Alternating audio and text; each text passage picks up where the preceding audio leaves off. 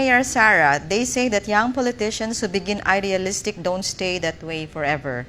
Most are eaten up by the system or become corrupt themselves. Your opinion? I was when I ran for vice mayor then, I had the opportunity to sit beside Senator Joker Arroyo. And then he asked me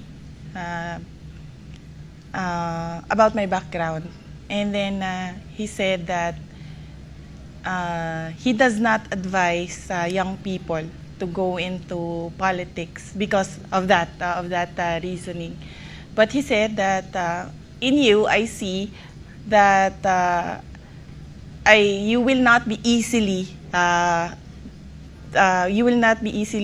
drawn into the corrupt system because you grew up seeing the correct and the incorrect about being a mayor because you grew up with the father who has been mayor for the longest time, and you parang sinasabi niya, I got what I wanted in life, no? I wanted to study medicine. I got it, but did not prosper in it. And I wanted to study law. I got it.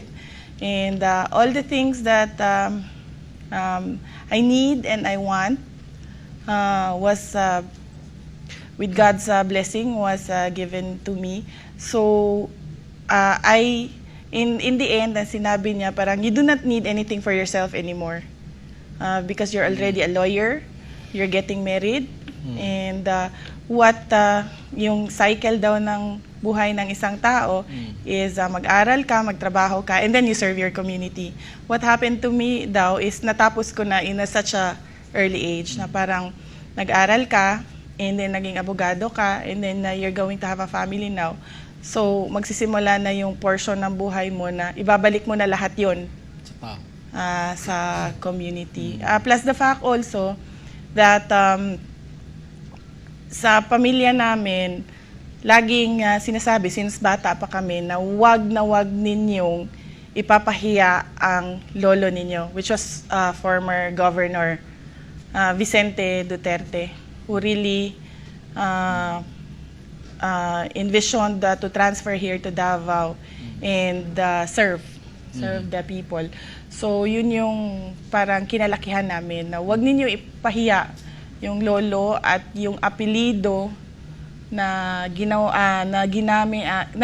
apelido ninyo, yung apelido ninyo na sinimulan na legacy from your lolo, because we were taught na being a good citizen, you have to start with your city. You have to care and give valuable concern to your city and the people in your city.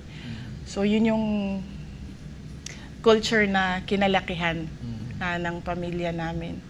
Na especially with my grandmother, my lola, na every time you go to her, your lolo was like this, your lolo was like that. Wala pang mga daan noon, nawawala ang lolo mo sa bahay ng ilang weeks kasi they travel na nagkakabayo.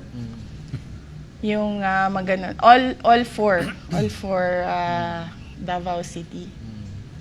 Because the governor then was the governor of the undivided Davao. Yes, it was the undivided Davao, and it took them weeks to get to where Davao Oriental is right now. Oh, yes. Kasi hindi pa developed yung roads. So we grew up with that, na sinasabi sa amin lagi na wag niyong ipapahiya ang pamilya.